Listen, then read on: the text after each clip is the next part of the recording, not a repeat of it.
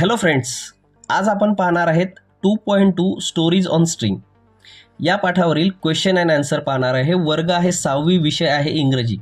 मित्रांनो, चॅनलवर तुम्ही नवीन असाल तर चॅनलला सबस्क्राईब करायचं आहे, सोबतच बेल आयकॉनला प्रेस करायचं आहे, जेणेकरून येणारे नवीन नवीन व्हिडिओ तुमच्यापर्यंत येत राहतील.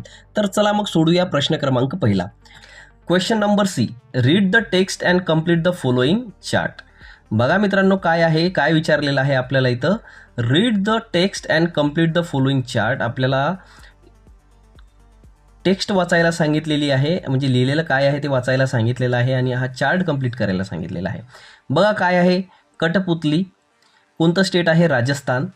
आणि इकडे दिलेलं आहे त्याचं फीचर्स. काय फीचर्स असतात त्या कठपुतलीमध्ये? कठपुतलीचे काय आहे ते एक प्रकारचे प्रकार दिलेले आहेत. इथे 4 प्रकारच्या कठपुतली असतात. त्यामध्ये कठपुतली, बोम्मलट्टम, थालू बोम्मलट्टा आणि रोड पपेट्स अशा प्रकारचे 4 टाईप्स आहेत. आणि त्याचे स्टेट दिलेले आहेत बाजूला. राजस्थान, कर्नाटका, आंध्र प्रदेश, ओडिसा अँड बेंगॉल अशा प्रकारच्या त्या स्टेटमध्ये कोणते त्या टाईपचे पपेट्स असतात असे आपल्याला इथं दिलेलं आहे. आणि त्यामध्ये काय फीचर्स असतात असं आपल्याला विचारलेलं आहे या चार्टमध्ये.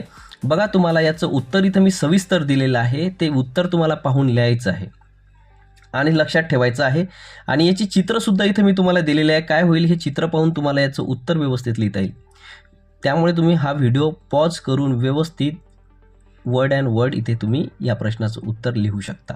आणि तुम्हाला लक्षात ठेवायला सुद्धा सोपे जाईल. थोडे अवघड नाव आहेत वाचायला, जसं की बोम्मलट्टम, थालू बोम्मलट्टम, रेड पपेट, अशा प्रकारे तुम्हाला रोड पपेट अशा प्रकारे काय आहे तुम्हाला हे नावं लक्षात ठेवायची आहेत. त्यानंतरचा प्रश्न आहे question number D. Write at least 2-3 line on puppets. काय सांगितलेलं आहे? ॲट लिस्ट तुम्हाला 2 किंवा 3 लाईनी पपेट्सवर लिहायचे आहेत. याचं उत्तर आहे बघा, puppets are colourful toy use to tell interesting stories.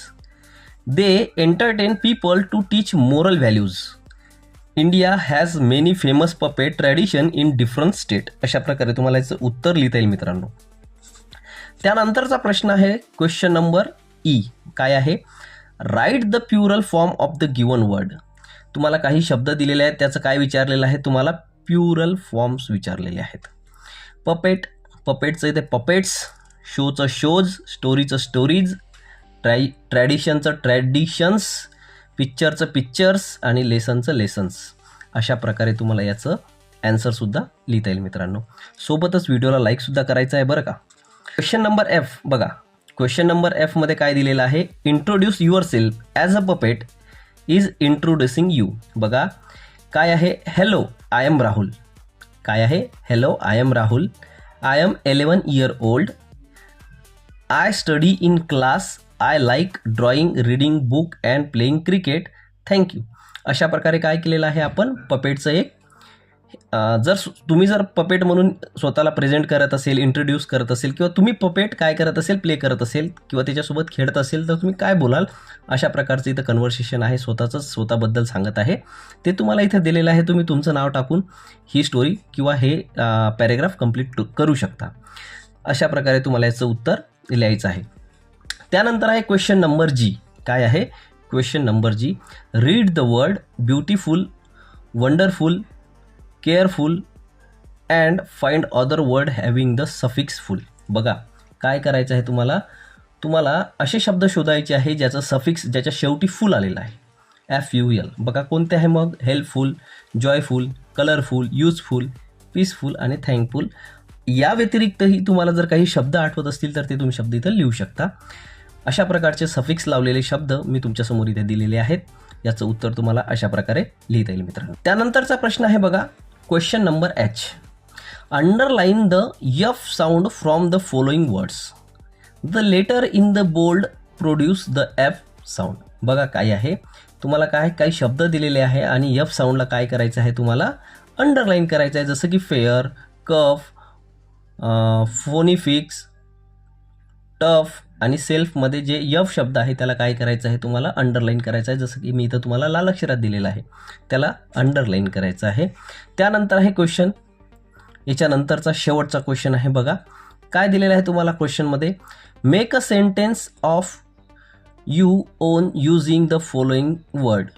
One has been done for you. एक असा प्रश्न इथे दिलेला आहे काय करायचं सांगितलेलं आहे, मेक अ सेंटेन्स, तुम्हाला एक सेंटेन्स बनवायला सांगितलेलं आहे दिलेल्या शब्दांपासून. बघा काय आहे, puppet, show, story, tradition, careful अशा प्रकारचे शब्द दिलेले आहेत आणि त्याच्यापासून तुम्हाला काय सांगितलेलं आहे, सेंटेन्स तयार करायला सांगितलेले आहे. बघा मी माझ्या पद्धतीने काही सेंटेन्स इथे तयार केलेले आहेत. I have a puppet it is very beautiful अशा प्रकारचे एक वाक्य तयार केलेलं आहे. त्यानंतर आहे शो या शब्दाचं तुम्हाला वाक्य बनवायचं आहे. We went to a puppet show yesterday. Story बघा, my grandmother tells me interesting stories.